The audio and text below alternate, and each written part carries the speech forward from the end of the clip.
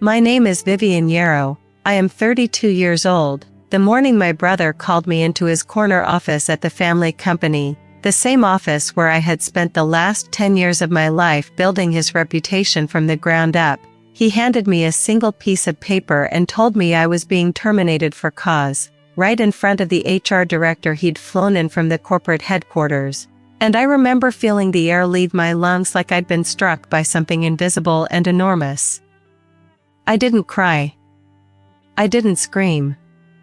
I just looked at the paper and saw the words gross negligence and financial mismanagement printed in clean, professional font, and I realized my own flesh and blood had just done something I never could have imagined in my worst nightmare. My brother, the one I had helped put through college, the one I had covered for when he forgot client meetings and missed deadlines and made promises we both knew he couldn't keep, was looking at me with this expression of practiced disappointment, like I was a difficult employee he had been patient with for far too long. And the thing that got me, the thing that I still replay in my head when I can't sleep, was how calm he was. How rehearsed. Like he'd been waiting for this moment for years and had finally found the right excuse. I want to back up a little because I know that sounds insane, and I need you to understand how I ended up in that office with that piece of paper in my hands. My name is Vivian, and I grew up in the shadow of my brother Grant, who was 2 years older than me and had been the golden child for as long as I could remember. Our parents, Everett and Marlene, ran a small but respectable catering business out of our hometown of Bristol, Connecticut, the kind of business that had been passed down through 2 generations and was considered a local institution. My grandfather started it in the 1970s with a single food truck and a dream, and by the time I was born, it had become a full-service catering company that handled everything from intimate dinner parties to massive corporate galas. I grew up in that kitchen. I learned to chop vegetables before I learned to ride a bike, and I could tell you the proper temperature for a beef tenderloin by the time I was 12. But Grant was the one everyone looked at. Grant was the one my father took to industry events, the one my mother bragged about at family gatherings, the one who got the corner office and the company car and the title of Vice President of Operations while I was still in college. I didn't resent it. Not at first. I believed in the family business the way some people believe in a religion. I believed that if I worked hard enough and stayed loyal enough, my contributions would be seen and valued. I believed that blood meant something. I graduated from the University of Connecticut with a degree in business management and came straight home to work for the company. Grant had just taken over as president after my father had a minor heart attack and decided to step back, and everyone was so proud of him. Everyone said what a natural leader he was, how he had such vision and drive. And I believed it. I believed he was brilliant and ambitious and exactly the person to take the business into the future. So I took the job he offered me, which was Director of Client Relations, and I threw myself into it with everything I had. I rebuilt client files from scratch. I created systems for tracking orders and managing vendors that nobody had ever bothered to organize before. I handled the difficult clients, the ones who called screaming about a missing tray of appetizers or a wedding cake that didn't look exactly like the picture. I handled them with patience and grace, and I brought them back year after year. And Grant took the credit. He always took the credit. At board meetings, he would present my work as if it were his own, and I would sit there in my chair and smile and say nothing because I believed that ultimately, we were a team. I believed that family loyalty meant not needing to be recognized. I believed that Grant would eventually acknowledge me, that he would see how much I had given, that he would realize I was the reason his numbers looked so good and his clients stayed so loyal. Looking back now, I realize how naive I was. How deeply, embarrassingly naive. The cracks started appearing about 3 years ago. I noticed that Grant was making decisions without consulting me, big decisions that affected the whole company and the people who worked there. He hired a new operations manager without telling me, a man named Derek who had a suspiciously thin resume and a habit of calling me sweetheart in meetings. He started taking on projects that stretched our resources too thin, high-profile events that looked good in the press but cost us money we didn't have. And when things went wrong, and they always went wrong, he found ways to make it look like my fault. I remember one specific incident where we lost a major contract because Derek forgot to confirm the final headcount, and Grant stood in front of the entire staff and said, "Vivian, I need you to be more on top of these details."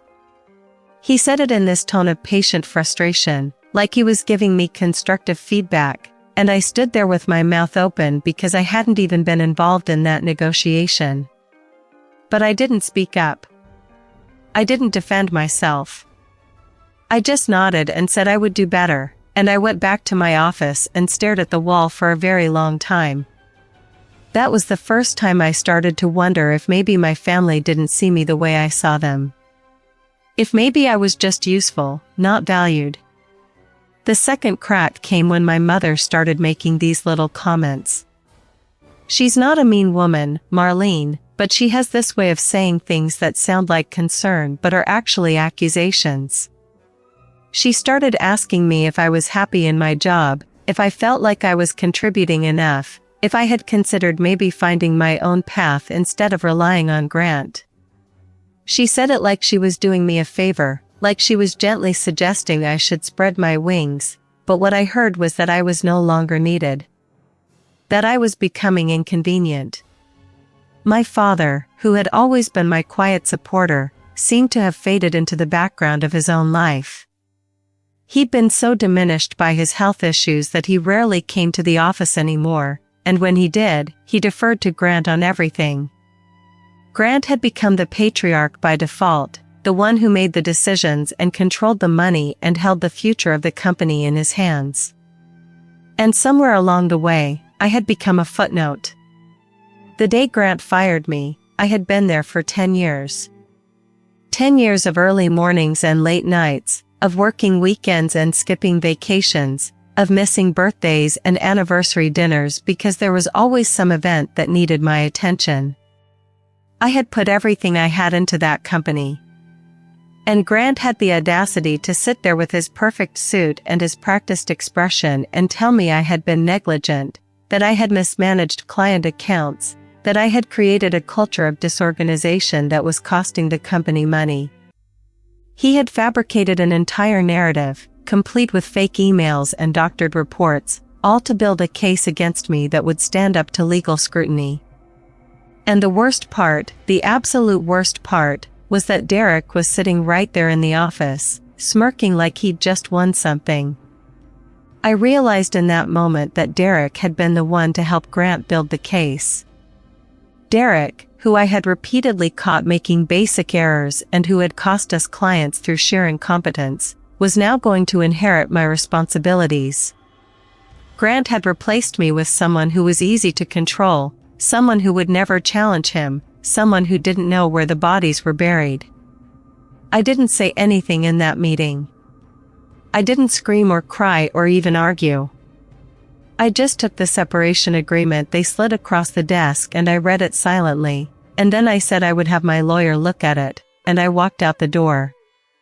I didn't even look back.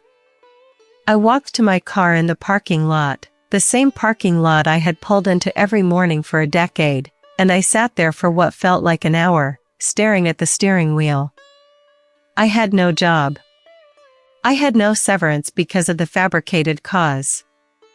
I had a mortgage on a house I couldn't afford on my own, 2 kids in middle school who were counting on me, and a husband who had been increasingly distant for the past couple of years and was about to get a whole lot more distant when he found out I was unemployed. My husband, Vincent, was not a bad man. He was just absent.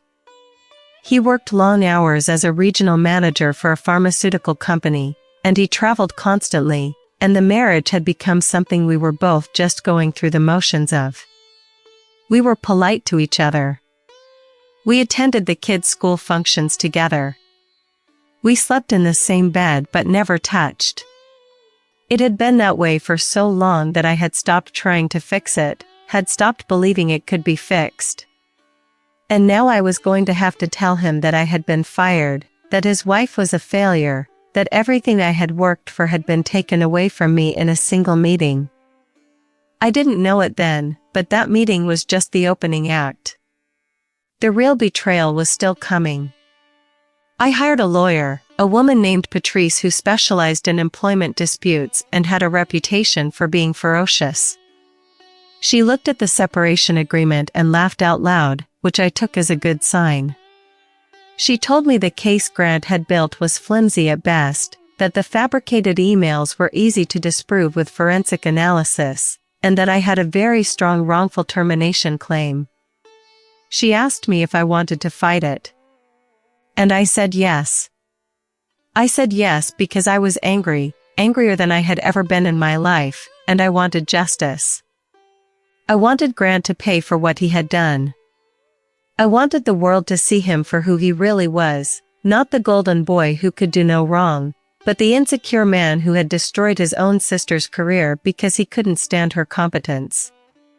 And Patrice said she would take the case on contingency and that we would start building our evidence immediately. But that's when things got complicated. A few weeks after I was fired, Vincent and I had one of those conversations that you know is going to be bad the moment it starts. He'd been weirdly supportive in a distant way, like he was checking boxes. He asked if I was okay. He said he was proud of me for fighting. And then he dropped the bomb.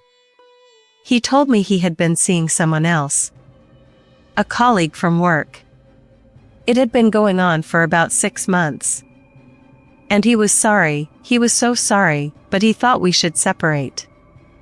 I remember looking at him across the kitchen table, this man I had married 12 years ago, this man I had built a life with, and I felt this strange sense of clarity. Like everything that had been confusing suddenly made sense. His distance. His lateness. The way he'd stopped looking at me when he spoke. I had been so focused on the family business and the slow erosion of my position there that I hadn't noticed my own marriage was already in its death throes. And there it was, laid out on the table between us like another piece of paper I was supposed to sign.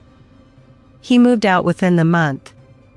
He found a nice apartment near the city, and he was generous enough to keep paying the mortgage on the house until we could sort out the division of assets, which was his way of being the good guy while leaving me to raise our 2 kids mostly alone. My children, Alara who was 11 and Leo who was 14, took it about as well as you'd expect. Leo shut down completely, stopped talking to both of us, spent all his time in his room playing video games. Alara cried a lot, and she blamed me. She said I hadn't tried hard enough. She said I should have been nicer to Vincent. She said all the things children say when they're trying to make sense of something that doesn't make sense. And I let her say them. I didn't argue. I just held her and told her I loved her and that we would find a way through this. But inside, I was already crumbling. I had lost my job, my husband, and my family loyalty all in a span of a few weeks, and the only thing holding me together was the rage I felt toward Grant and the promise I had made to myself that I would not let him win. The legal fight dragged on for over a year. Patrice and I worked tirelessly, assembling evidence, deposing witnesses, exposing the lies Grant had built his case on. We found emails that had been deleted and restored. We found financial records that showed Derek's incompetence had cost the company far more than anything they'd accused me of. We found witnesses who were willing to testify that Grant had been talking about getting rid of me for years, that he saw me as a threat to his authority, that he had been systematically undermining me long before the day of my termination. And every time we uncovered something new, every time I saw a little more of the truth, the anger inside me grew.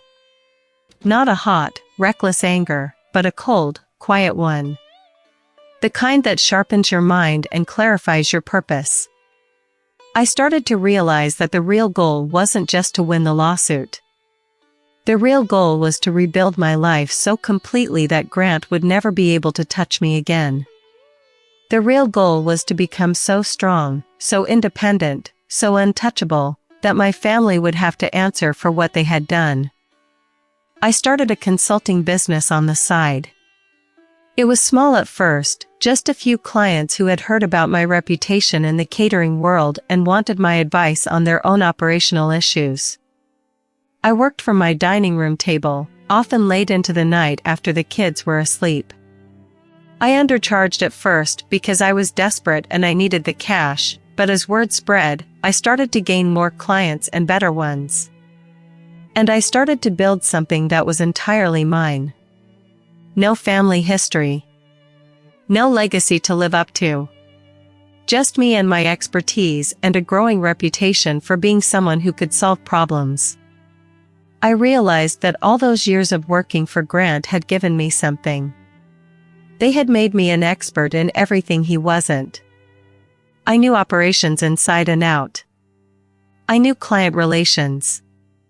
I knew how to manage a kitchen and a budget and a staff. And I knew, intimately, what it looked like when leadership was corrupt and incompetent. That knowledge was my secret weapon, and I was going to use it. The lawsuit was settled about 15 months after I was fired.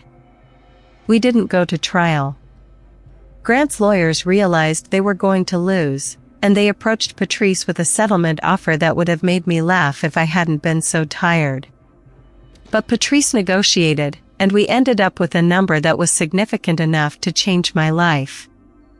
Not just a financial settlement, but a public statement that was read in front of the board, acknowledging that I had been wrongfully terminated and that the company had made a mistake. That statement was the thing that mattered most to me. Not the money. Not really. It was the admission. It was Grant having to sit there and watch someone else confirm that he had lied about me, that he had destroyed my career for nothing more than his own insecurity and ambition. I wasn't there to see it, but Patrice told me about it, and she said he looked like a man who had just swallowed glass. And then, about a week after the settlement, I got a call from Grant himself. I had been waiting for this call, and when it came, I was almost disappointed by how petty it was. He said he wanted to talk. He said he was sorry for how things had played out, but he had been under a lot of pressure, and he felt like I had been disloyal by fighting back. I sat there listening to him twist the story, making himself the victim, and I realized that he would never change. He would always find a way to blame someone else. He would always believe that his actions were justified. And I would never get the apology I wanted because he was incapable of giving it. So I did something I had never done before. I hung up on him. Mid-sentence. Just clicked the button and ended the call. And I didn't feel guilty at all. The consulting business grew faster than I expected. By the second year, I had a full-time assistant and a waiting list of clients. By the third year, I had hired 3 more consultants to work under me. I started doing work for major hospitality groups, and then for restaurant chains, and then for a luxury hotel brand that had been struggling with their event operations. I was making more money than I had ever made at the family business, more money than Grant was probably making, and the irony was not lost on me. Everything he had tried to destroy had just made me stronger. Everything he had taken from me had been replaced tenfold. And my family? My parents had tried to stay neutral, which meant they had essentially done nothing.